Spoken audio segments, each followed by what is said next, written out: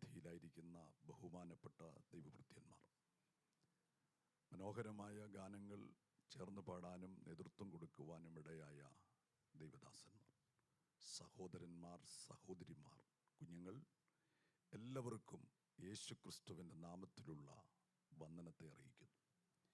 ഇന്ന് രാത്രിയിൽ ഇവിടെ നടക്കുന്ന വിശുദ്ധ സഭായോഗത്തിൽ ദൈവവചനവുമായി നിൽപ്പാൻ ദൈവം എനിക്ക് നൽകിയ നല്ല അവസരത്തിനായിട്ട് ഞാൻ ദൈവത്തെ വാഴ്ത്തും.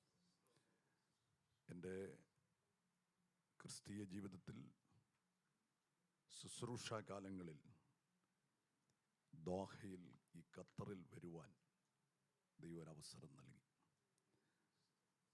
പല സന്ദർഭങ്ങൾ ഇവിടെ വരാനുള്ള സാവകാശങ്ങൾ ലഭിച്ചിട്ടുണ്ട്. എന്നാൽ ഇങ്ങനെയൊരവസരം കർത്താവ് എനിക്ക് തന്നു. ചില ആഴ്ചകൾ, വളരെ ചുരുങ്ങിയ 1-2 ആഴ്ചകളിലൂടെ ഈ പ്രദേശത്തുണ്ടാകും. മടങ്ങും. ഞങ്ങൾ കുടുംബമായിട്ടാണ് വന്നത്. എന്നാൽ ഇന്ന് രാത്രി ഞാൻ ഒറ്റയ്ക്കാണ് ഈ ആരാധനയിൽ പങ്കെടുക്കുന്നത്. ഷാലേം IPCയോടുള്ള ബന്ധത്തിലാണ് ഇവിടെ വരാൻ, ഇങ്ങനെ ഈ മീറ്റിങ്ങിൽ സംബന്ധിപ്പാനൊക്കെ ഇടയായത്. എൻ്റെ സ്വന്തം ദേശം കോട്ടയം ജില്ലയിലാണ്. പുതുപ്പള്ളി എന്ന് പറയുന്ന സ്ഥലത്താണ് ഞാൻ ജനിച്ചതും വളർന്നതും. അതിനടുത്തുള്ള പാമ്പാടി എന്ന് പറയുന്ന സ്ഥലത്താണ് ഞാൻ താമസിക്കുന്നത്. ഒരുപക്ഷെ നിങ്ങളാരെങ്കിലുമൊക്കെ അറിയാവുന്ന സ്ഥലങ്ങളായിരിക്കാം.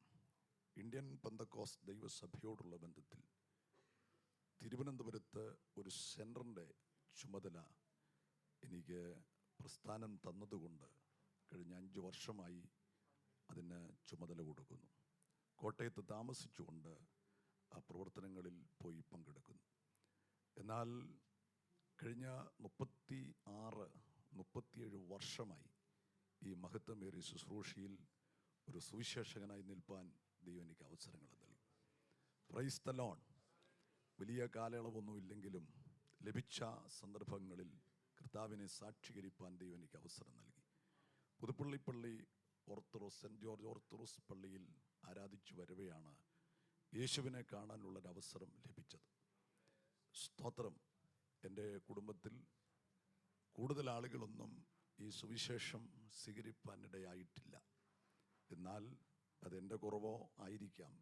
സുവിശേഷം പറയാഞ്ഞിട്ടല്ല, അതൊരു പൈശാചിക ബന്ധനത്തിനകത്ത് കിടക്കുന്ന കുറേ ആളുകൾ അതിലിപ്പോഴും കിടപ്പുണ്ട്.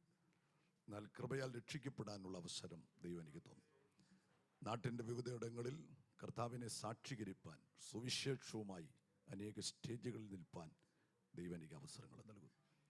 ഈ ദോഹയിൽ വന്നതിന് ശേഷവും അങ്ങനെ ഒരു അവസരം പലയിടങ്ങളിൽ ലഭിച്ചിട്ടുണ്ട്. ഞാനൊരു സ്ഥിരം വിസിറ്റിംഗ് പാസ്റ്ററൊന്നും അല്ല. തന്നെയല്ല, എനിക്കതിന് സമയവുമില്ല. ഇവിടം വരെ ഒന്ന് വരാനായിട്ട് തന്നെ എന്തെല്ലാം ക്രമീകരണങ്ങൾ ചെയ്തിട്ടാണ് ഇവിടെ ഒരു വന്നത്. പിന്നെ ഞാൻ ഓർത്തു, ഈ ദിവസങ്ങളുടെ ആയിരുന്നത് എനിക്ക് ഏറ്റവും അനുഗ്രഹമായെന്ന്. അത് അങ്ങനെയാണ്. സ്തോത്രം. അങ്ങനെ പറഞ്ഞാൽ ചിലർക്കൊക്കെ പിടികിട്ടും. ഞാൻ ഇന്നലെ രാത്രിയിലും ദൈവത്തെ സ്തുതിച്ചു. ദൈവമേ, ദോഹയിൽ ദൈവം ഈ സമയത്ത് തന്നെ അയച്ചത് ഒരു അനുഗ്രഹമായല്ലോ. നിങ്ങൾ വിചാരിക്കും ഇവിടുത്തെ റിയാലിൻ്റെ ഗുണം കൊണ്ടല്ല, അതങ്ങനെയാണ്. സ്തോത്രം. നാട്ടിൽ നിന്നിരുന്നെങ്കിൽ ഞാൻ പലതിനും സാക്ഷ്യം പറയേണ്ടി വന്നേനെ. കാരണം ഒരു സെൻട്രൽ മിനിസ്റ്റർ എന്നൊക്കെ പറഞ്ഞാൽ പല കാര്യങ്ങളും നമ്മൾ ഇൻവോൾവ് ആകേണ്ടി വരും. നല്ലതിലൊന്നും ആകാതെ ഇവിടെ ഏതോ ഒരു സഹോദരൻ സാക്ഷ്യം പറഞ്ഞ് പിന്നെ അത് നന്മയ്ക്കായിട്ട് തോന്നും. സ്തോത്രം. എന്നോട് എൻ്റെ സെൻറ്ററിൽ നിന്ന് ഒരാൾ വിളിച്ചു ചോദിച്ചു, എന്തോ ചെയ്യണമെന്ന് ചോദിച്ചു. ഞാൻ പറഞ്ഞു, നിങ്ങൾക്ക് വല്ല പ്രശ്നമുണ്ടോ എന്ന് ചോദിച്ചു. ഒരു പ്രശ്നമില്ലല്ലോ, അടങ്ങി അവിടെ ഇരിക്കാൻ പറഞ്ഞു. സ്തോത്രം. അപ്പം ആർക്കും ഒരു പ്രശ്നവുമില്ല. പിന്നെ പണ്ടൊരാൾ പറഞ്ഞതുപോലെ, ആകെ എനിക്ക് ഭയപ്പെടാനുള്ളത് ഭയത്തെ മാത്രമേ ഉള്ളെന്ന് എന്ന് പറഞ്ഞ പോലെ നമ്മൾ വെറുതെ ആവശ്യമില്ലാത്ത കാര്യങ്ങളിൽ ഏർപ്പെടാതെ സത്യത്തിലും ആത്മാവിലും ദൈവത്തെ ആരാധിക്കുന്നു. എനിക്ക് 2 പെൺമക്കളെ ദൈവം ദാനം നൽകി. 2 പേരുടെയും വിവാഹമൊക്കെ കഴിഞ്ഞു. ഞാൻ ഇങ്ങോട്ട് പോന്നപ്പോൾ എൻ്റെ ഭാര്യ എന്നോട് ചോദിച്ചു, ഞാൻ ഒറ്റയ്ക്കാകില്ല. ഞാൻ പറഞ്ഞു, നിന്നെ ഒറ്റയ്ക്കാക്കിയിട്ട് ഒരിക്കലും ഞാൻ പോവുകയില്ല. കർത്താവ് വിളിച്ചാൽ മാത്രമേ പോവുള്ളൂ, അല്ലെങ്കിൽ കൂടെ പോയേക്കാമെന്ന് പറഞ്ഞു. ഞാനൊരു വിസിറ്റിംഗ് പാസ്റ്ററായിട്ടല്ലല്ലോ വരുന്നത്. വന്നപ്പോഴറിഞ്ഞത് ഷാലേമിലെ ഗസ്റ്റാണെന്ന്. അപ്പോൾ ഇവിടെ വന്നപ്പോഴറിഞ്ഞ് ഇങ്ങനെ ഗസ്റ്റുമൊക്കെ ഉണ്ടെന്നുള്ളത്. സ്തോത്രം. അപ്പം അതും എനിക്ക് ഗുണമായി. സ്തോത്രം. ഈ ബഹുമാനപ്പെട്ട ദൈവദാസനെ ചില മിനിറ്റുകൾക്ക് മുമ്പ്, ചില മണിക്കൂറുകൾക്ക് മുമ്പ് പരിചയപ്പെടാൻ അവസരങ്ങൾ ലഭിച്ചു. ഇവിടെ വന്നപ്പോൾ എനിക്ക് വളരെ സന്തോഷം തോന്നി. നല്ലൊരു ആരാധന ഇവിടെ എല്ലാമൊക്കെ ഉണ്ടെങ്കിലും ഒരു ആരാധനയൊക്കെ ഉണ്ടല്ലോ. സ്തോത്രം. സമാധാനമായി ആരാധിക്കാമല്ലോ. എനിക്ക് നിങ്ങളുടെ ഇവിടെയുള്ള ചെറുപ്പക്കാരെ ഒക്കെ കണ്ടപ്പോൾ ഒത്തിരി സന്തോഷം തോന്നി. കാരണം എല്ലാം ദൈവത്തെ ആരാധിക്കുന്ന ദൈവമക്കൾ. ഇങ്ങനത്തെ ഈ കുഞ്ഞുങ്ങളുടെ സാക്ഷ്യമൊക്കെ ഞാൻ ഈ ഒരു ലോക്കൽ സഭ എനിക്കില്ല, തരാഞ്ഞിട്ടല്ല, എടുക്കാത്തതുകൊണ്ടാണ്. എടുക്കണമെങ്കിൽ ഞാൻ തിരുവനന്തപുരത്തെ നിയമം അനുസരിച്ച് എടുക്കാനൊക്കെ ഉള്ളൂ. കോട്ടയത്തിൽ നിന്ന് എല്ലാ ഞായറാഴ്ചയും തിരുവനന്തപുരത്ത് പോയി സഭായം നടത്തുക എന്ന് പറഞ്ഞാൽ നടക്കുകയില്ലാത്തതുകൊണ്ട് എടുത്തില്ല. ഈ കുഞ്ഞുങ്ങളെല്ലാം എഴുന്നേറ്റ് നിന്ന് സാക്ഷ്യം പറഞ്ഞപ്പോൾ എനിക്ക് വളരെ സന്തോഷം തോന്നി. സ്തോത്രം. അവർ ഒരു വാക്യാണെങ്കിലും പറഞ്ഞല്ലോ. സ്തോത്രം. സഹോദരന്മാർ സാക്ഷിയൊക്കെ പറഞ്ഞപ്പോൾ ഒത്തിരി സന്തോഷം തോന്നി. ദൈവം അവർക്ക് നൽകിയ വിടുതലുകൾ ഒക്കെ കേൾക്കാൻ കഴിയും. സ്തോത്രം. എന്നാൽ കഴിഞ്ഞ 1996 3 വർഷം ഞാൻ ഒമാനിൽ പാസ്റ്ററായിരുന്നു. അങ്ങനെ ഒരു ഗൾഫ് യാത്ര ഒഴിച്ചിട്ട് പിന്നെ ഞാൻ ഈ വിസിറ്റിങ്ങിന് ഇറങ്ങാത്തതിൻ്റെ കാരണം എന്താ വെച്ചാൽ ഞാൻ അന്ന് അനുഭവിച്ചതല്ലേ. അതുകൊണ്ട് ഞാൻ പിന്നെ അങ്ങനെ അധികം ഇറങ്ങിയില്ല. എന്നാൽ എൻ്റെ അളിയനും കുടുംബവും ഈ ശാലേമിലുണ്ട്, ദോഹയിലുണ്ട്. അവരെന്നെ പല സന്ദർഭങ്ങൾ വിളിച്ചു. ഞങ്ങളിവിടെ ഉള്ളപ്പോഴല്ലേ ഒന്ന് വരാനൊക്കുള്ളൂ എന്ന് വിചാരിച്ചു. ഞങ്ങൾ ദിവസവും ഈ ഖത്തർ കാണാൻ പോവാ. ഞാൻ പറഞ്ഞു അതെങ്കിലും ഇരിക്കട്ടെന്ന് പറഞ്ഞു. ഇതിനേക്കാളും വലുത് നമ്മൾ കാണാൻ പോവുക. പക്ഷേ അപ്പോൾ എന്നോട് എൻ്റെ അളിയൻ ചോദിച്ചൊരു ചോദ്യമുണ്ട്. ഇത് എന്തൊരു മനോഹരമായിരിക്കുന്നു. ഞാൻ പണ്ട് ഈ ശിഷ്യന്മാർ ചോദിച്ച പോലെയാണല്ലോ നീ ചോദിക്കുന്നെന്ന് പറഞ്ഞു. എത്ര മനോഹരം. ഞാൻ പറഞ്ഞു നീ തന്നെ ഖത്തർ മനോഹര എന്ന് പറഞ്ഞ് ഞാൻ പറഞ്ഞില്ലല്ലോ മനോഹരാണെന്ന്. അപ്പം എൻ്റെ ഇളയതാണ്, എൻ്റെ മൂത്ത പെങ്ങളെ കല്യാണം. ഞാൻ പറഞ്ഞു നീ ഇങ്ങനെ മനോഹര എന്ന് പറഞ്ഞാൽ നമ്മൾ തന്നെ പൂഴ്ത്തി പറഞ്ഞിട്ട് കാര്യമില്ല. എനിക്ക് ഈ ഖത്തറൊന്നും വലിയ ഇഷ്ടപ്പെട്ടു ഒന്നുമില്ല. അതിൻ്റെ കാര്യം ഞാൻ നിങ്ങളാരും പെടുക്കരുത്, അഹങ്കാരം കൊണ്ടല്ല. വലിയ ഇഷ്ടമൊന്നും വന്നില്ല. കാരണം എന്താ ചോദിച്ചാൽ ഇഷ്ടപ്പെട്ടു പോയെങ്കിൽ പിന്നെ ഞാനിവിടെ നിന്ന് പോകാതിരിക്കാൻ നോക്കും. അതുകൊണ്ട് എനിക്ക് കേരളം തന്നെയാണ് എപ്പോഴും എന്ത് ചെയ്ത് നമ്മുടെ വൃത്തിയില്ലാത്ത നാടെന്നൊക്കെ ആളുകൾ പറയും. ഇപ്പോഴത്തെ പിള്ളേരൊക്കെ പറയും ഒരു വൃത്തിയില്ല അങ്ങനെ എങ്ങനെയാന്ന്. എന്നാലും നമ്മുടെ ചുവടവിടെയല്ലേ, ആരും മിണ്ടുന്നില്ല. നമ്മുടെ ചുവടും കാര്യങ്ങളും ആരാധനയൊക്കെ അവിടെ. ഇച്ചിരി വഴക്കും വയ്യാവിലിയും ഒക്കെ നമ്മുടെ ഇടയിലുണ്ട്.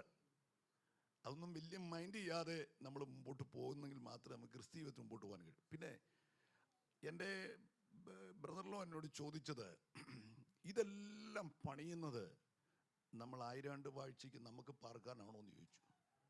ഞാൻ പറഞ്ഞു നീ അത്രയും ചിന്തിച്ചല്ലോ. പല ചിന്തിക്കാതിരിക്കുന്നവരെക്കാളും നല്ലതാണ് നീ അത്രയും ചിന്തിച്ചത്. ഞാൻ പറഞ്ഞു ആണെന്നോ അല്ലെന്നോ ഞാൻ പറഞ്ഞില്ല. അതിൻ്റെ കാര്യം എന്ന് ചോദിച്ചാൽ അത് പറഞ്ഞു കഴിയുമ്പോൾ ഇവൻ പറയും പണതോട്ടെ നമുക്ക് വേണ്ടിയിട്ടാണല്ലോ എന്ന് വിചാരിച്ചിരിക്കാൻ വേണ്ടിയിട്ടാണ് ഞാൻ അതിനെക്കുറിച്ച് പറയാതിരുന്നത്. ഒരു പക്ഷേ ആയിരിക്കാം 1000 ആണ്ട് വാഴ്ചയില്ല, 1000 ആണ്ട് വാഴ്ച പോയിട്ട് വേണ്ടേ എന്ന് ഞാൻ പറഞ്ഞാൽ അത് അതിശോക്തിയല്ല. കാരണം ഇന്നത്തെ പെന്തക്കോസ്ത് എന്ന് പറയുന്നത് വളരെ സൂക്ഷിക്കണം. അപ്പം നിങ്ങൾ ഈ ഹൃദയം, എന്നോട് ഈ വിവാഹാലോചനയ്ക്കൊക്കെ ഈ പലരും ചോദിക്കും, പാസ്റ്ററെ മോക്ക് വേണ്ടി ഒരു നല്ല ആലോചന നോക്കിക്കോണേ. ഞാൻ എല്ലാവരോടും പറയും നോക്കാം. ഇന്ന് വരെ ഒന്നും നോക്കിയിട്ടില്ല. അതിൻ്റെ കാര്യം എന്നു ചോദിച്ചാൽ എൻ്റെ കയ്യിലൊന്നും വന്നില്ല. സ്തോത്രം. ഞാൻ വന്നാൽ തന്നെ ഞാൻ പരിചയപ്പെടുത്തിച്ച് മാറിയിട്ടേ ഉള്ളൂ. കാരണം അത് നടന്നിട്ടുമില്ല. അത് വേറെ സത്യം. എന്താണെന്ന് ചോദിച്ചാൽ ഞാൻ ഈ ആളുകളോട് പറയും, ഗൾഫിലുള്ള ആമ്പിള്ളാരെ നിങ്ങൾ ആലോചിക്കാവൂ.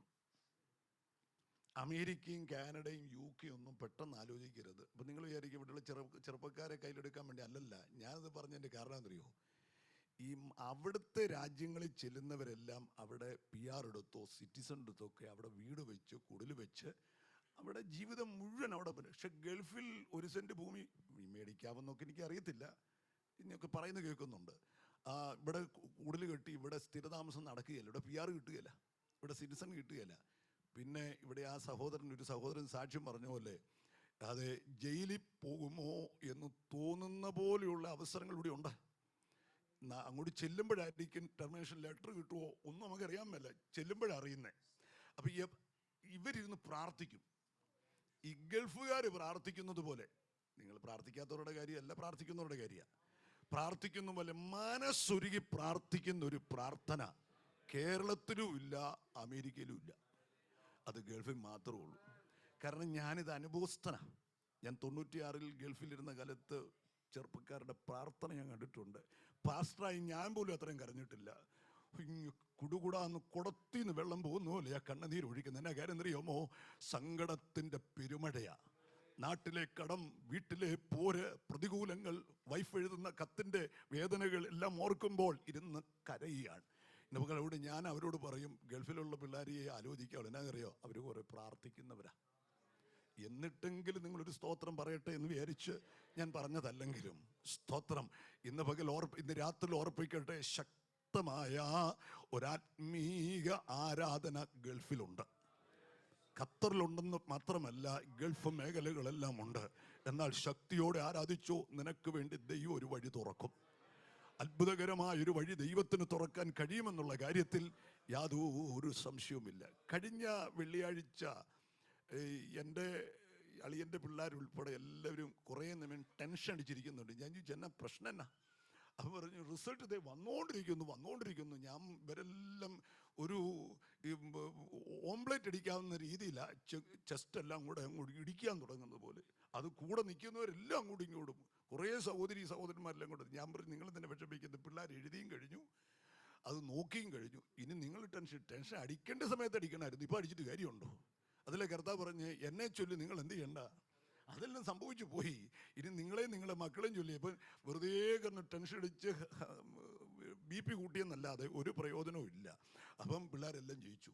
ഗൾഫിൽ പിള്ളേരെല്ലാം ജയിച്ചു. ഞാൻ കേട്ടെടുത്തോളം മുഴുവൻ ജയിച്ചു. ഇവിടെയും മുഴുവൻ ജയിച്ചു. സ്തോത്രം. ഇതുകൊണ്ടൊന്നും കാര്യമായില്ല. ഇനി ഭയങ്കര പരിപാടികളാണ് മുമ്പിൽ നിൽക്കുന്നത്.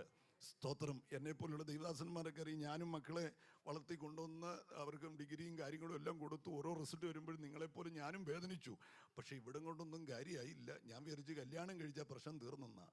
അവിടം കൊണ്ടും തീർന്നു. എന്നോട് ആൾക്കാർ പറഞ്ഞു, 2 പിള്ളേരെ ദൈവം തന്നില്ലേ, 2നെയും കല്യാണം കഴിപ്പിച്ച് വിട്ടില്ലേ, അവരെല്ലാം കുഴപ്പമില്ലാതെ പോകുന്നില്ലേ, ഇനി പാസ്റ്റർക്ക് തന്നെ. ഞാൻ പറഞ്ഞു, പ്രശ്നം തുടങ്ങിയതേ ഉള്ളൂ എന്ന് പറഞ്ഞു. പ്രശ്നം തുടങ്ങി. ഞാനും വിചാരിച്ചു അങ്ങനെയാണെന്നാണ് വിചാരിച്ചു. അങ്ങനെയല്ല. ഇപ്പോൾ ഓരോ കാര്യത്തിനും വിളിക്കും, പൈസയ്ക്ക് വേണ്ടിയിട്ടല്ല, അതിനു വേണ്ടി പ്രാർത്ഥിക്കണം, ഇതിനു വേണ്ടി. പണ്ടത്തേതിനും കൂടുതൽ ഇപ്പം പായിട്ടിരിക്കുക. സ്തോത്രം. പ്രാർത്ഥനയിൽ അപ്പം ജീവിതം മുഴുവൻ പ്രാർത്ഥിക്കാനേ ഉള്ളൂ. Price the Lord. എത്ര പേർക്ക് ദൈവത്തെ മഹത്വപ്പെടുത്താൻ കഴിയും? പ്രാർത്ഥനയാലല്ലാതെ ഈ ചങ്ങല പൊട്ടുകയില്ല. എത്ര പേർക്ക് ആരാധിക്കാൻ കഴിയും? ഒരു ചങ്ങല പൊട്ടിക്കുന്ന ഒരു ആരാധനയും പ്രാർത്ഥനയും പെന്തക്കോസ്തുകാർക്കറിയാം. ഞാൻ വചനം പഠിച്ചപ്പോൾ എനിക്ക് മനസ്സിലായി, എൻ്റെ മുമ്പിൽ അധികം സമയമില്ലെന്നുള്ളത് സത്യമാണെങ്കിലും വേഗത്തിൽ പറയാം. ഈ ബൈബിളിന് ഈ ഗ്രീക്കിൽ കൊടുത്തിരിക്കുന്നൊരു പദമുണ്ട്, ലോഗോസ്. അത് കേട്ടിട്ടുണ്ടല്ലോ, കേട്ടവർക്കായി ദൈവത്തെ. ലോഗോസ് നമ്മുടെ കയ്യിലിരിപ്പുണ്ട്. അത് വിശുദ്ധ വചനമാണ്. മോശയുടെ കാലത്തെ പറഞ്ഞാൽ ആ ദൈവം കൽപ്പിച്ചു കൊടുത്ത വഴിയായത്. സ്തോത്രം. ഇത് കയ്യിലിരിപ്പുണ്ട്. പക്ഷെ ഇത് കയ്യിലിരുന്നു കൊണ്ട് സാത്താൻ പോവോ?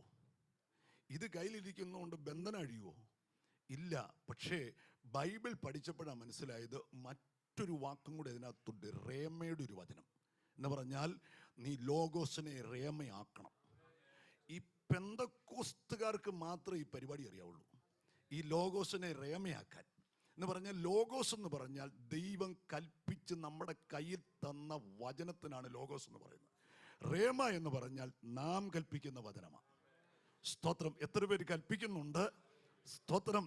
പണ്ട് തിരുവല്ലയിൽ വെച്ച് ഒരു ബ്രദറുകാരൻ്റെ ഒരു ശവസംസ്കാര ശുശ്രൂഷ ഞാൻ പങ്കെടുത്ത ശേഷം ഞാനും ഒരു ബ്രദറിനെ കോട്ടയത്ത് ഒരുമിച്ച് യാത്ര ചെയ്തുകൊണ്ടിരുന്നപ്പോൾ എന്നോട് അദ്ദേഹം ചോദിക്കുന്നു, ഞങ്ങൾ തളരുന്നു, നിങ്ങൾ വളരുന്നു. എനിക്ക് വളരെ ഇഷ്ടപ്പെട്ടു. എന്നോട് പറഞ്ഞു, ഞാൻ ആരോടും പറയാത്തൊരു കാര്യം പാസ്റ്ററോട് പറയുക, നമ്മൾ തമ്മിൽ സുഹൃത്തുക്കളാണല്ലോ, ഞങ്ങൾ തളരുന്നുണ്ട്, നിങ്ങൾ അതിൻ്റെ രഹസ്യം എന്നാന്ന് ചോദിച്ചു. ഞാൻ അന്നേരം പറഞ്ഞു, ഞങ്ങളുടെ ഒരു ഗുണം എന്നാന്നറിയാവോ, അത് മലയാളം വായിക്കാൻ അറിയാൻ മേലാത്ത വല്യപ്പച്ചനും വല്യപ്പച്ചയ്ക്കും ഒരു കാര്യം അറിയാം, അന്ധകാര പിശാച് വരുമ്പോൾ നിങ്ങളതിനെ നോക്കി ഇങ്ങനെ വയറും തിരുമ്മിക്കൊണ്ടിരിക്കും. ഞങ്ങൾ ഭാവിചാര എന്ന് പറഞ്ഞ് ഞങ്ങൾ ഒരു ശാസനെ അങ്ങോട്ട് ശാസിക്കുമ്പം സ്തോത്രം വചനം അറിയാവുന്നവർ അതറിയാമ്മയുടെ വചനം. എത്ര പേര് ഇന്ന് രാത്രി ശാസിക്കാൻ തയ്യാറാകും? നിനക്കെതിരെ വരുന്ന ഒരു വഴിയായി വരും, 7 വഴിയായി ചിതറിച്ചു കളയുന്ന ഒരു അഭിഷേകം ഇതിനകത്തൂടെ വ്യാപരിക്കുന്നുണ്ടെങ്കിൽ ഈ മരുഭൂമിയിൽ ഈ മണ്ണിൽ കാലുകുത്തി പ്രാർത്ഥിച്ചു കൊണ്ടിരിക്കുമ്പോൾ നിനക്കെതിരായി വ്യാപരിക്കുന്ന ചില അനാത്മിക പോരുകളെ, അതേ പൈശാചിക ഇരുട്ടിന്റെ വ്യാപാരങ്ങളെ എത്ര പേര് ആത്മാവിൽ ശാസിക്കുന്നുണ്ട്? ദൈവം കൽപ്പിച്ചു കൊടുത്ത വടി കയ്യിൽ പിടിച്ചുകൊണ്ട് അതേ മോശ ചെങ്കടലിന് ആ നദിക്കരികിൽ നിൽക്കുമ്പോൾ പുറകിൽ വലിയൊരു അട്ടഹസിച്ച് ഇവരെ പിടിക്കാൻ വരുന്ന ഒരു സമൂഹം സൈന്യം വരുമ്പോൾ, മുൻപിൽ ചെങ്കടൽ നീട്ടപ്പെടുമ്പോൾ മോശ ദൈവത്തോട്, ദൈവമേ എന്ത് ചെയ്യണം? ഞാൻ പറയട്ടെ, പുറപ്പാട് പുസ്തകം വായിച്ചാൽ മനസ്സിലാകും. മോശയോട് ദൈവം പറഞ്ഞു, നിന്റെ കയ്യിൽ ഞാനൊരു വടി തന്നിട്ടില്ലേ? ആടിനെ മാത്രം മേയ്ക്കാനുള്ളതല്ല, ആ ലോഗോസിനെ നീ ഒന്ന് റേമയുടെ വചനമാക്കി ഒന്ന് നീട്ടിപ്പിടിക്ക്. സ്വർഗത്തിൽ നിന്നൊരു കാറ്റ് ആ നദി മേൽ ആഞ്ഞടിക്കുമ്പോൾ അത് വലത്തോട്ടും ഇടത്തോട്ടും തെറ്റി മാറ്റിക്കൊണ്ട് ഒരു വഴി തുറക്കാൻ ദൈവത്തിന് കഴിയുമെന്ന് മോശയോട് പറഞ്ഞ അതേ ദൈവം ഇന്ന് രാത്രി എബനേസറിൽ ആരാധിക്കുന്ന ദൈവത്തോട് പറയുന്നു, നിനക്ക് വേണ്ടി ഒരു വഴി തുറക്കാൻ ലോഗോസിന്റെ വചനം ഇന്ന് രാത്രി നീട്ടിപ്പിടിക്കാൻ കഴിവുള്ള ദൈവമക്കൾ ശക്തിയോടെ ദൈവത്തെ ഒന്ന് ആരാധിക്കാൻ കാരണമാകട്ടെ. അതിനായി ഞാൻ ദൈവത്തെ വാഴ്ത്തുന്നു. ഹല്ലേലൂയ! ദൈവത്തിന് സ്തോത്രം, ദൈവത്തിന് സ്തോത്രം. ഈ യഹൂദൻ ഒരു സിസ്റ്റം ഉണ്ട്. എന്താണെന്നറിയോ? ജനിക്കുന്ന കുഞ്ഞുങ്ങൾ, ഇവിടെ ചില കുഞ്ഞുങ്ങളൊക്കെ ജനിച്ചതിനെ കുറിച്ചൊക്കെ സാക്ഷ്യം ഞാൻ കേട്ടുപോയി. സ്തോത്രം. അപ്പം ജനിക്കുന്ന കുഞ്ഞുങ്ങളെ 8-ാം നാളിൽ എവിടെ കൊണ്ടുപോകണം? നിങ്ങൾ എന്നോടൊന്ന് വരണേ. 8-ാം നാളിൽ എവിടെ പോകണം? ദേവാലയത്തിൽ കൊണ്ടുപോയി പുരോഹിതന് കാണിക്കണം. പുള്ളി കൈവച്ച് അനുഗ്രഹിച്ച് ഇങ്ങോട്ട് വിടും. അപ്പനും അമ്മയും കൂടെ കുഞ്ഞുമായിട്ട് വീട്ടിലോട്ട് വരും. യഹൂദൻ്റെ ഒരു സിസ്റ്റമാണ് ഞാൻ പറയുന്നത്. കുഞ്ഞുമായിട്ട് വീട്ടിലോട്ട് വന്നു കഴിഞ്ഞാൽ സ്തോത്രം, അപ്പൻ എടുത്തുകൊണ്ട് വരുന്ന കുഞ്ഞിനെ വീടിൻ്റെ നടയിലോട്ട് കയറുമ്പം തന്നെ അമ്മയുടെ കയ്യിലോട്ട് കൊടുത്തിട്ട് ഇതിനെ കൊണ്ടുപോയി പാലും കുപ്പിപ്പാലും ഒക്കെ കൊടുക്കാൻ പറഞ്ഞുകൊണ്ട് കയറ്റിച്ച് പുള്ളി ഇങ്ങോട്ട് ഇറങ്ങി വന്ന് ഒരത്തിത്തൈ നടും. സ്തോത്രം. ഒരത്തിയുടെ തൈ മുറ്റത്ത് നടും. എന്താ യഹൂദൻ്റെ രീതിയാണ്. അത്തിക്ക് വെള്ളം ഒഴിച്ചു കൊടുക്കും, വളമിട്ട് വെള്ളം കൊടുക്കും, കുഞ്ഞിന് പാലും കൊടുത്ത് അതിനെ വളർത്തും. 12 വയസ്സാകുമ്പോൾ ഈ കുഞ്ഞിനെ പിന്നെ എവിടെ കൊണ്ടുപോകണം? യഹൂദൻ്റെ സിസ്റ്റം അനുസരിച്ച് ദേവാലയത്തിൽ കൊണ്ടുപോകണം. പുരോഹിതൻ ഇതിനെ അനുഗ്രഹിച്ച് പ്രാർത്ഥിച്ചിട്ട് മടങ്ങി വരും. അത് അപ്പൻ്റെ കയ്യിൽ അമ്മയുടെ കയ്യിൽ പിടിച്ചുകൊണ്ട് ഈ 12 വയസ്സുള്ള കുഞ്ഞ് ഈ വീട്ടിലോട്ട് വരുമ്പോൾ ഈ കുഞ്ഞിനെ വീട്ടിലോട്ട് കയറ്റാതെ അപ്പൻ കൈ പിടിച്ച് ഈ അത്തിയുടെ ചുവട്ടിലോട്ട് കൊണ്ടുവരും. എന്നിട്ട് പറയും, മോനെ, കഴിഞ്ഞ 12 വർഷം ഞാൻ നിൻ്റെ ആവശ്യമെല്ലാം നമ്മുടെ പിതാക്കന്മാരുടെ ദൈവത്തോട് ചോദിച്ച് നടത്തി തന്നു. എന്നാൽ ഇനി ഒരു കാര്യം ചെയ്തോണം, നിനക്ക് എന്തെങ്കിലും ആവശ്യം വന്നാൽ പപ്പാ, ഡാഡി, മമ്മി എന്ന് വിളിച്ചോടി വരാതെ ഈ അത്തിയുടെ കീഴിലിരുന്ന് നമ്മുടെ പിതാക്കന്മാരുടെ ദൈവത്തെ നീ വിളിച്ചോണം. ദൈവമേ, അബ്രഹാമിന്റെ ദൈവമേ, സഹാക്കിന്റെ ദൈവമേ, യാക്കോബിന്റെ ദൈവമേ, ഓ യോസഫിന്റെ ദൈവമേ എന്ന് നിലവിളിക്കുമ്പോൾ നിലവിളി കേൾക്കുന്ന. അതുകൊണ്ടല്ലേ യോഹന്നാന്റെ സുവിശേഷത്തിൽ വായിക്കുന്നുണ്ട്, നഥനയേൽ യേശുവിനെ കണ്ടു, യേശുവിനെ ദൂരെ നിന്നുകൊണ്ട് കണ്ടുകൊണ്ട് വിളിച്ചു പറഞ്ഞു, ഇതാ സാക്ഷാൽ, നിങ്ങളൊന്ന് പറഞ്ഞേ, ഇതാ സാക്ഷാൽ ഇസ്രായേലിൻ, ഇവനിൽ എന്തില്ലെന്ന് പറഞ്ഞു. ഉടനെ ആ സ്റ്റേറ്റ്മെന്റ് നിങ്ങൾ വായിച്ചിട്ടുണ്ടല്ലോ. നഥനയേൽ ചോദിക്കുന്നുണ്ട്, കർത്താവേ, എന്നെ എവിടെ വെച്ച് അറിയും? 12 വയസ്സിൽ നിന്റെ സിസ്റ്റം അനുസരിച്ച് നീ എപ്പോഴും അത്തിയുടെ കീഴിലില്ല. അതുകൊണ്ട് കർത്താവ് പറഞ്ഞു, നീ അത്തിയുടെ കീഴിലിരിക്കുമ്പോൾ എൻ്റെ കണ്ണ് നിന്നെ കണ്ടു. ഇന്ന് രാത്രിയിൽ പരിശുദ്ധാത്മാ പറയുന്നു, അത്തിയുടെ കീഴിലിരിക്കാൻ മാതാപിതാക്കന്മാർ പഠിപ്പിച്ച സഹോദരി സഹോദരന്മാർ, നിനക്കെതിരെ വരുന്ന പോരുകൾ എത്ര ഉന്നതമാകട്ടെ, ചില ദൈവിക വിടുതലുകൾ അത്തിയുള്ള കീഴിരുന്നവന് വേണ്ടി പ്രവർത്തിക്കാൻ കഴിവുള്ളവൻ്റെ തിരുസാന്നിധ്യം ഇന്ന് രാത്രി അനുഭവിച്ചുകൊണ്ടിരിക്കുന്ന ദൈവമക്കൾ ശക്തിയോടെ ദൈവത്തെ ഒന്ന് ആരാധിക്കാൻ കഴിയുന്നത് എത്രയോ ഭാഗ്യമാണ്. ഓരോ കുടുംബത്തിനും ഓരോ അത്തിയുടെ ചുവടുണ്ടാകട്ടെ. ഈ മരുഭൂമിയിൽ അത്തിയുടെ ചുവടുണ്ടാകട്ടെ. അതെ, നിന്റെ വേദനിക്കുന്ന വിഷയത്തിന് ഒരു സഭയ്ക്കകത്ത് അത്തിയുടെ ചുവടുണ്ടാകട്ടെ. വേദനിക്കുന്ന ചില വിഷയത്തിന്റെ മേൽ ദൈവത്തിന്റെ ചില പ്രവൃത്തികൾ ഇതിനകത്ത് ചെയ്തെടുക്കാൻ കഴിവുള്ളൊരു ദൈവം ഇതിനകത്തൂടെ വ്യാപരിക്കുകയാണ്. ഹല്ലേലൂയ.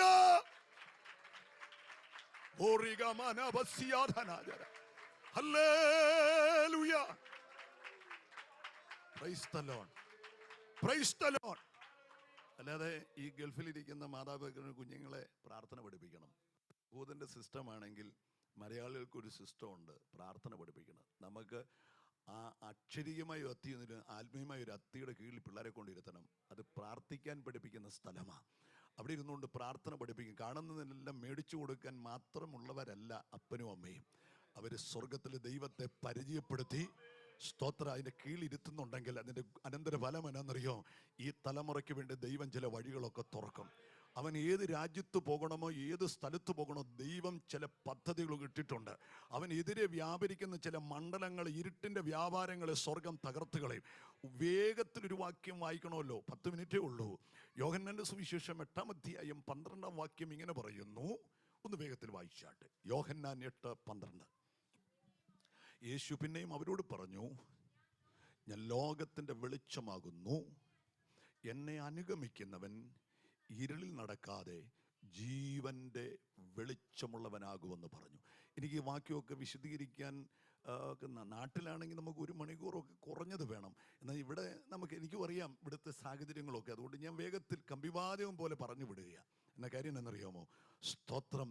സ്വർഗം പറഞ്ഞു, ഞാൻ ഈ വാക്യം അവിടെ പറയാനൊരു കാരണമുണ്ട്. കർത്താവ് ഏത് വാക്യത്തിനൊരു പശ്ചാത്തലമുണ്ട്. സ്തോത്രം. ഏത് വാക്യം അല്ലെ കർത്താവ് ഒരു സാഹചര്യത്തിൽ നിന്നുകൊണ്ട് ഒരു കാര്യം പറഞ്ഞാൽ അതിൻ്റെ പുറകിലൊരു ഒരു ഒരു ഒരു ഒരു ഒരു പശ്ചാത്തലമുണ്ട്. എന്താ പശ്ചാത്തലം അറിയോ? ഈ BC 170 അന്ത്യോക്യസ് എപ്പിപ്പാനസ് എന്ന് പറയുന്ന ഒരു സിറിയൻ അധിപൻ യെരുശലേമിനെ വളഞ്ഞു. അവരുടെ ആരാധന സ്ഥലത്ത് കൊണ്ടുപോയി ഒരു പന്നിയെ യാഗമർപ്പിച്ചു. യഹൂദന്മാർക്ക് അത് ഭയങ്കര പ്രശ്നമായി. അതുകൊണ്ട് എന്ത് ചെയ്യുന്നറിയാമോ? അതേ അന്ത്യോക്യസ് എപ്പിപ്പാനസിനെ തുരത്താൻ വേണ്ടിയിട്ട് പല യഹൂദന്മാരും കടന്നു വന്നു. അവരെ തലവെട്ടിക്കളഞ്ഞു. രക്തപ്പുഴയൊഴുകി. അവരുടെ ആരാധനാലയം പിടിച്ചെടുക്കാൻ വേണ്ടിയിട്ട് വന്ന അന്ത്യോക്യസ് എപ്പിപ്പാനസിനെതിരെ ഒരു പടപൊരുതിയെങ്കിലും പലരും മരിച്ചു വീണു. BC 164 ഞാൻ പഠിച്ച ചരിത്രത്തിൽ നിന്നാണ് പറയുന്നത്. സ്തോത്രം. ജൂദാസ് മക്കാബിയൻ എന്ന് ഞങ്ങൾ സൺഡേ സ്കൂളിലൊക്കെ പഠിച്ചിട്ടുണ്ട്. ജൂദാസ് മക്കാബിയൻ എന്ന് പറയുന്ന ഒരു മനുഷ്യൻ മുമ്പോട്ട് കടന്നു വന്ന് യഹൂദന്മാരോട് ചോദിച്ചു, ജീവൻ മരണ പോരാട്ടത്തിന് ഞാൻ ഇറങ്ങിയ നമ്മുടെ ആരാധനയ്ക്കെതിരെ വന്നിരിക്കുന്ന ഈ ശക്തിക്കെതിരെ നിൽക്കാൻ എത്ര പേർ എൻ്റെ കൂട്ടത്തിൽ വരും എന്ന് ചോദിച്ചപ്പോൾ അവർ കുടുംബം മറന്ന്, സ്ഥലം മറന്ന് അവരാരാധനയ്ക്ക് വേണ്ടി മുമ്പോട്ട് ഇറങ്ങി വന്നു. ആ ചെറിയ ന്യൂനപക്ഷം അന്ത്യോക്യസ് എപ്പിപ്പാനസ് എന്ന് പറയുന്ന ഭൂരിപക്ഷത്തോട് എതിർത്തു. യുദ്ധം യഹോവയ്ക്കുള്ളതായിരുന്നു. അവരതിൽ ജയിച്ച് അന്ത്യോക്യസ് എപ്പിപ്പാനസിനെ തുരത്തിയിട്ട് ആരാധനാലയം പുനഃസ്ഥാപിച്ചു. അതിൻ്റെ ഓർമ്മയ്ക്കായിട്ടാണ് യഹൂദൻ്റെ കിസ്ലേവ് മാസം 25-ാം തീയതി അവർ വീടുകളിലെല്ലാം വിളക്ക് കത്തിക്കും. സ്തോത്രം. എന്തിനാണെന്നറിയോ? ഞങ്ങളുടെ ജീവിതത്തിൽ ദൈവം അതേ ഒരു വലിയ ആരാധന നടന്നുകൊണ്ടിരിക്കുന്ന ആരാധനയെ തകിടം മറിച്ച് അന്ധകാര പിശാചിനെ അടിച്ചോടിച്ച് അതിൻ്റെ ഓർമ്മയ്ക്കായി അവരുടെ വീടുകളിലെല്ലാം എന്ത് ചെയ്യും? വിളക്ക് കത്തിക്കും. ഈ വിളക്ക് കത്തിച്ചുകൊണ്ടിരിക്കുമ്പോഴാണ് കർത്താവ് യഹൂദൻ്റെ നാട്ടിൽ വന്ന് വിളിച്ചു പറഞ്ഞെന്നറിയോ? ഞാനാണ് വെളിച്ചം. ഇന്ന് രാത്രിയിൽ ആരാധിക്കുന്ന ദൈവജനത്തോട് പറയട്ടെ, നീ കത്തിച്ചതല്ല വെട്ടം, പിന്നെയോ നിനക്ക് വേണ്ടി ഞാനൊരു വെട്ടമാകുക. സ്തോത്രം. എന്താണെന്നറിയാമോ? അതിനൊന്നും മനസ്സിലായി പഠിക്കണമെന്നുണ്ടെങ്കിൽ യെശയ്യാപ്രവചനം 9-ാം അധ്യായം 2-ാം വാക്യത്തിലൂടെ നമ്മൾ കടന്നു പോകണം. ഇരുട്ടിലിരുന്ന ജനം വലിയൊരു വെളിച്ചം കണ്ടു. അത് ഐപ്പ് പാസ്റ്റർ കത്തിച്ചതല്ല, അത് കോശി പാസ്റ്റർ കത്തിച്ചതല്ല, ഇവിടെ ഇരിക്കുന്ന ദൈവഭൃത്യന്മാർ കത്തിച്ചതല്ല, സഭ കത്തിച്ചതല്ല, ദൈവം കത്തിച്ചതാ. സ്തോത്രം. ദൈവം കത്തിച്ചതിനെ തടയാൻ അതേ അന്ധകാരത്തിന്റെ വ്യാപാര മണ്ഡലങ്ങൾക്ക് കഴിയുകയില്ലെങ്കിൽ നിനക്കെതിരെ വ്യാപരിക്കുന്ന ചില ഇരുട്ടിന്റെ വ്യാപാരങ്ങൾ, നിന്റെ ജോലിക്കെതിരെ, നിന്റെ കുടുംബത്തിനെതിരെ, നിന്റെ മക്കൾക്കെതിരെ, അല്ല നിന്റെ ഭാവി പദ്ധതികൾക്കെതിരെ ഇരുട്ടിന്റെ ചില വ്യാപാരങ്ങൾ കടപുഴകി ഒഴുകുമ്പോൾ ഇന്ന് രാത്രിയിൽ സ്വർഗം വിളിച്ചു പറഞ്ഞു, ഞാൻ ലോകത്തിന്റെ വെളിച്ചമാണെന്ന് പറഞ്ഞവൻ ഇന്ന് രാത്രി ഇതിനകത്തൂടെ നടകൊള്ളുന്ന കാലൊച്ച എത്ര പേർക്ക് വിശ്വാസത്താൽ കാണാൻ കേൾക്കാൻ കഴിയുമെങ്കിൽ ഇന്ന് രാത്രി ഓരോ വ്യക്തിത്വങ്ങളോടും പരിശുദ്ധാത്മാവ് ഇന്ന് രാത്രി വിളിച്ചു പറഞ്ഞു, അടെ നീ ഇന്ന് രാത്രി അതെ ദൈവം നിന്നെ കത്തിച്ചതാണെങ്കിൽ, അല്ല ദൈവം നിന്നെ പ്രകാശമാക്കിയതാണെങ്കിൽ, അതെ ഖത്തറിന്റെ മണ്ണിൽ തീരുമെന്ന് പറഞ്ഞ് ദുഷ്ടൻ വിധി എഴുതിയ ചില ഇരുട്ടിന്റെ വ്യാപാരങ്ങൾ സ്വർഗം വിളിച്ചു പറഞ്ഞു, ഇവിടെ നിന്നെ നിർത്തുകയില്ലെന്ന് വാദിച്ച ചില മണ്ഡലങ്ങൾ, ആരാധനയ്ക്കെതിരെ കടന്നു വന്നിരിക്കുന്ന പൈശാചിക പോരുകൾ, നിന്റെ തലമുറ ഒരു ഭാവി കാണുകയില്ലെന്ന് പറഞ്ഞ് അതെ നിനക്കെതിരെ വ്യാപരിച്ച ചില ഇരുട്ടിന്റെ വ്യാപാരങ്ങൾ, എത്ര പേർ ആത്മമണ്ഡലത്തിൽ നിന്നുകൊണ്ട് ആരാധിക്കാൻ കഴിയും? നിനക്ക് വേണ്ടി ഇറങ്ങി വന്ന ആ വെളിച്ചമായവൻ ഇന്ന് രാത്രിയിൽ ഇരുട്ടിലിരുന്ന ജനം വലിയൊരു വെളിച്ചം കണ്ടു. സ്തോത്രം. അതിന്റെ 1-ാം വാക്യം നിങ്ങൾ വായിക്കുമ്പോൾ യെശയ്യാപ്രവചനം 9:1 വായിക്കുമ്പോൾ എഴുതുന്നുണ്ട്, അത് എന്തെഴുതിയിരിക്കുന്നറിയോ? അവർക്ക് എന്ത് ചെയ്യല, എന്നാൽ കഷ്ടതയിലിരുന്ന ജനത്തിന് എന്ത് ചെയ്യല, തിമിരം നിൽക്കുകയില്ല. പിന്നെ സെബുലൂൻ ദേശത്തിനും നഫ്താലി ദേശത്തിനും ഹീനത വരുത്തിയെങ്കിൽ പിന്നത്തേതിൽ കടൽ വഴിയായി മഹത്വം വരുത്തും.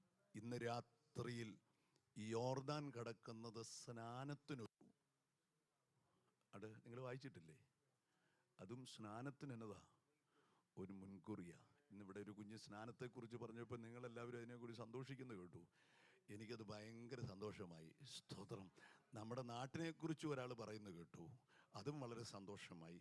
പക്ഷെ ഞാനാരും 15 വയസ്സിലുള്ള ഞാൻ ഇന്നലെ ഒത്തിരി സ്നാനം നടത്തിയിട്ടുണ്ട്. എന്ത് സ്നാനം നടത്തിയിട്ടുണ്ട്, എന്ത് കല്യാണം നടത്തിയിട്ടുണ്ട്. ഇങ്ങോട്ട് പോരുന്നതിൻ്റെ തലേദിവസം ഒരു കല്യാണം നടത്തിച്ചാൽ പോകുന്നത്. ഈ മാസം 24-ാം തീയതി ഒരു കല്യാണമുണ്ട്. അപ്പോൾ ഞാൻ പറഞ്ഞു, അത് ഇന്ന ആളെ വിളിച്ചങ്ങ് നടത്തിക്കോളാൻ പറഞ്ഞു. എനിക്ക് തന്നെ നടത്തണമെന്ന് ആഗ്രഹമൊക്കെ ഉണ്ട്, പക്ഷേ ഞാൻ ഇവിടെ ആയിപ്പോയില്ലേ. അത് വേറൊരു സത്യം. അത് വേറൊരു സത്യമെങ്കിലും ഇന്ന് രാത്രിയിൽ ഓർപ്പിക്കട്ടെ പ്രിയമുള്ളവരെ, ശക്തമായി തീരുമാനമെടുക്കുന്നവർക്കായി സ്തോത്രം. യോർദാൻ കടന്നിട്ടുണ്ടെങ്കിൽ തിമിരം നിൽക്കുകയില്ലെന്ന് പറഞ്ഞാൽ, അതേ നിന്റെ കണ്ണിനെ മങ്ങിച്ചു കളയുന്ന ഇരുട്ടിന്റെ വ്യാപാരങ്ങളെന്ന് അവിടെ ഇരിക്കുന്നത്. ആ ജനം വലിയൊരു വെളിച്ചം കണ്ടു. ആ വെളിച്ചം ഏതാണെന്നറിയോ? യോഹന്നാൻ 8:12 വിളിച്ചു പറഞ്ഞു, ഞാനാണ് ലോകത്തിന്റെ വെളിച്ചം. ഇന്ന് രാത്രി സ്വർഗം വിളിച്ചു പറയുന്നു, ഞാനാണ് ലോകത്തിന്റെ വെളിച്ചം. നോക്കിക്കേ, ഈ യെരുശലേമിൽ നിന്ന് 2 നാഴിക ദൂരം മാത്രമുള്ള ഒരു സ്ഥലമാണ് ബഥാന്യ. നിങ്ങൾ വായിച്ചിട്ടുണ്ടല്ലോ. അവിടെ ഒരു കൊച്ചു കുടുംബം താമസിച്ചു. ആങ്ങളെയും പെങ്ങളും, ആങ്ങളിക്ക് 2 പെങ്ങന്മാരുമായിട്ട് പാർക്കുന്ന ഒരു കൊച്ചു വീട്. ഒരു കുടിന് തുല്യമായിട്ട് ചരിത്രങ്ങളൊക്കെ വായിക്കുന്നത്. അവിടെ യേശു ആ വഴിയെ പോകുമ്പോൾ ഒക്കെ എവിടെ കയറാറുണ്ട്? ആ വീടിൻ്റെ പേരെന്നാ മോളെ? ആ വീടിൻ്റെ പേരെന്നാന്ന് ചോദിച്ചാൽ നമുക്ക് എല്ലാവർക്കും അറിയാം, ലാസറിൻ്റെ വീടാണ്. പെങ്ങന്മാർ 2 പേരും, ഒരാൾ അടുക്കളയിലോട്ടും പോകും, ഒരാൾ യേശുവിൻ്റെ അരികിലിരിക്കും. ചെറുക്കൻ മുറ്റത്ത് വട്ട് കളിക്കാനും പോവും എന്നൊരാൾ പറഞ്ഞിട്ടുണ്ട്. സ്തോത്രം. വട്ടെന്ന് പറഞ്ഞാൽ അറിയാമല്ലോ, ഞങ്ങളുടെ കോട്ടയം ഭാഷയാണ്. നിങ്ങളുടെ ഏത് ഭാഷയാണ്? ഗോട്ടി എന്നൊക്കെ പറയും. സ്തോത്രം. വട്ട് കളിക്കാം. അപ്പം ഈ മാർത്ത യേശുവിനെ സ്വീകരിക്കാനിരിക്കുമ്പോൾ മറിയ കാൽക്കൽ വചനം പഠിച്ചു. ഈ ചെറുക്കൻ മരിച്ചു. മരിച്ച ഉടനെ 4 ദിവസം കഴിഞ്ഞാൽ യേശു കർത്താവ് വരുന്നത്. യേശു കണ്ണുനീർ വാർത്തും നമ്മുടെ ഈ കൊച്ചു വാക്യങ്ങളാണല്ലോ നമ്മുടെ പിള്ളേരെല്ലാം കയറി പിടിക്കുന്നത്. സ്തോത്രം.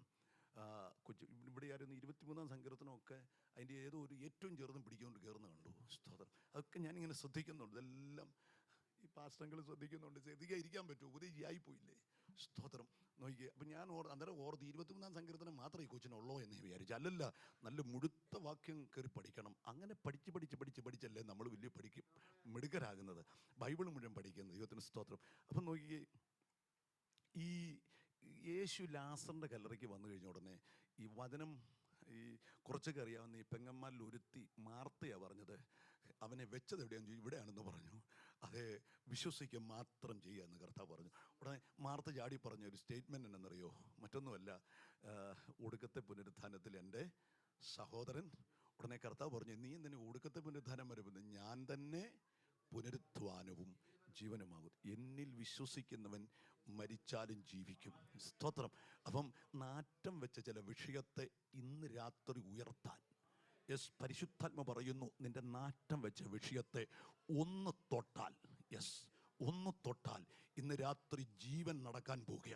എത്ര പേര് ആത്മാവിൽ ഇത് കാണുന്നുണ്ട്? ഞാനൊരു ഉപദേശിയായിട്ട് ഇവിടെ ഒന്ന് പ്രസംഗിക്കുന്നെങ്കിലും ഞാൻ വലിയവനൊന്നുമല്ല. എന്നാൽ ഇന്ന് രാത്രി പരിശുദ്ധാത്മാവ് നിങ്ങളോട് പറയുന്നു, ചില വിഷയത്തെ ആത്മാവ് തൊടാൻ പോകുക.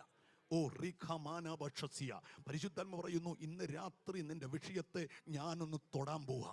തൊട്ട് കഴിയുമ്പോൾ അത് എത്ര നാറ്റം വെച്ച വിഷയമാണെങ്കിലും ഇന്ന് രാത്രി അത് എഴുന്നേറ്റ് വരും.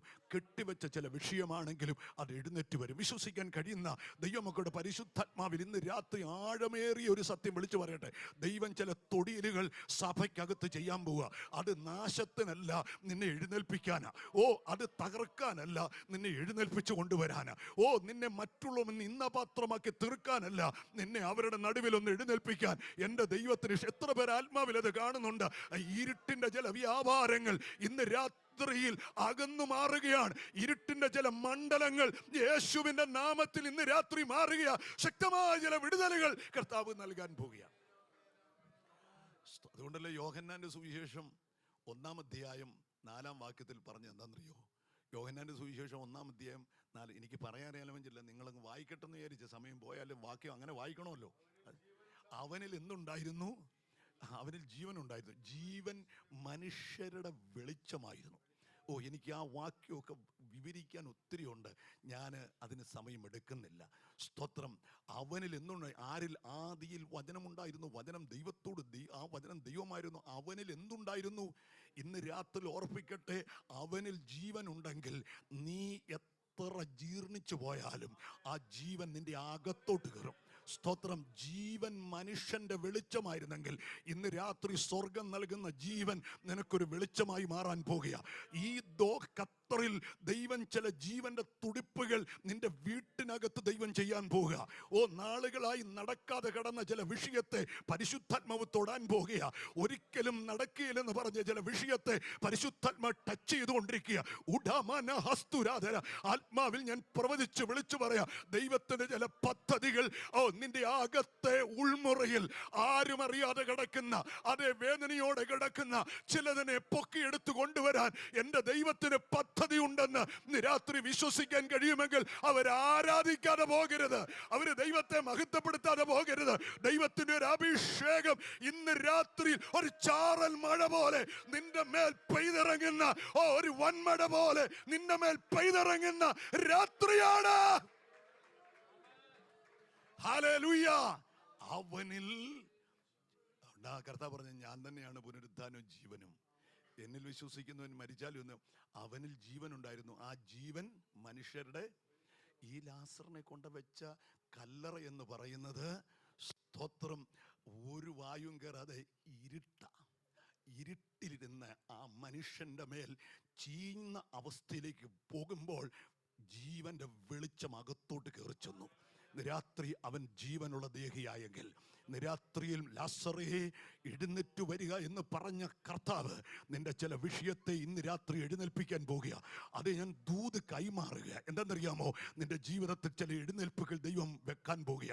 വിശ്വസിക്കാൻ കഴിയുമെങ്കിൽ ആ പരിശുദ്ധാത്മാവിന്റെ വ്യാപാരം ഇന്ന് രാത്രി സംഭവിച്ചു കൊണ്ടിരിക്കുന്ന രാത്രിയാകയാൽ നമ്മുടെ കർത്താവിനെ ഒരുമിച്ചൊന്ന് ആരാധിക്കാൻ കഴിയുന്നത് ആ വായ തുറന്ന് അഭിഷേകത്തോടെ, അന്യഭാഷയോടെ, ശക്തിയോടെ നമ്മുടെ ദൈവത്തെ നമുക്കൊന്ന് ആ കരങ്ങളെ അതെ ആഞ്ഞു തട്ടി ശക്തിയോടെ നമ്മുടെ ദൈവത്തെ നമുക്കൊന്ന് ആരാധിക്കാം.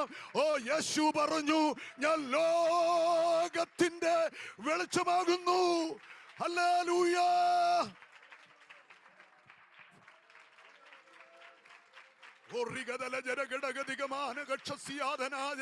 പരിശുദ്ധാത്മാവ് ഒരറ്റം വരെ ഇന്ന് രാത്രി വ്യാപരിച്ചു കൊണ്ടിരിക്കുന്ന രാത്രിയാണ്. അഭിഷേകത്തിന്റെ കരം ഇന്ന് രാത്രി ചലിച്ചു കൊണ്ടിരിക്കുക. അന്ധകാരത്തിന്റെ വ്യാപാര മണ്ഡലങ്ങൾ ഇന്ന് രാത്രി തകരുകയാണ്. ദൈവാത്മാവിന്റെ വ്യാപാരം ഇന്ന് രാത്രി സംഭവിക്കുകയാണ്. ഹല്ലേലൂയ.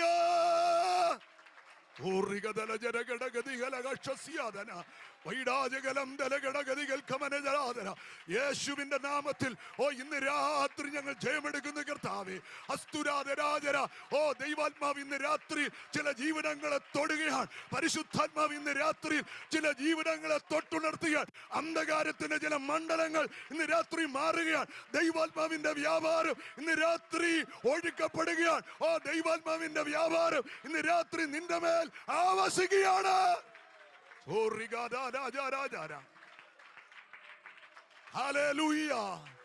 hallelujah, hallelujah, hallelujah. യേശു പറഞ്ഞു, ഞാൻ ലോകത്തിന്റെ വെളിച്ചമാകും. ആ വെളിച്ചം നമ്മിൽ പകരുമ്പോൾ അവൻ ജീവനുള്ളവനാണ്. അത് മനുഷ്യർക്ക് വെളിച്ചമായി കടന്നു വന്നെങ്കിൽ രാത്രി ഇരുട്ടിനവിടെ സ്ഥാനമില്ല. ഏതെങ്കിലും വിഷയത്തിൽ ഇരുട്ട് നിന്നെ പിടിച്ചിട്ടുണ്ടെങ്കിൽ പരിശുദ്ധാത്മാവിൽ വിളിച്ചു പറയട്ടെ, നീ ആ കൈ ഉയർത്തിക്കോണം. ചില അന്ധകാര വ്യാപാരങ്ങൾ കടപുഴകുന്നത് പോലെ പരിശുദ്ധാത്മാവ് ഇന്ന് രാത്രി എടുത്തതിനെ മാറ്റി അടുത്ത ആഴ്ചയിൽ നീ വരുമ്പോൾ ചില വിടുതലിന്റെ സാക്ഷ്യം കേൾപ്പിക്കാൻ പോവുകയാണ്. നിന്റെ യാത്രയിൽ ദൈവത്തിന്റെ അത്ഭുതം സംഭവിക്കാൻ പോവുകയാണ്. നിന്റെ കുടുംബത്തിനകത്ത് ചില വിടുതൽ നടക്കാൻ പോവുകയാണ്. നിന്റെ ഓഫീസിനകത്ത് ചില വിടുതൽ നടക്കാൻ പോവുകയാണ്.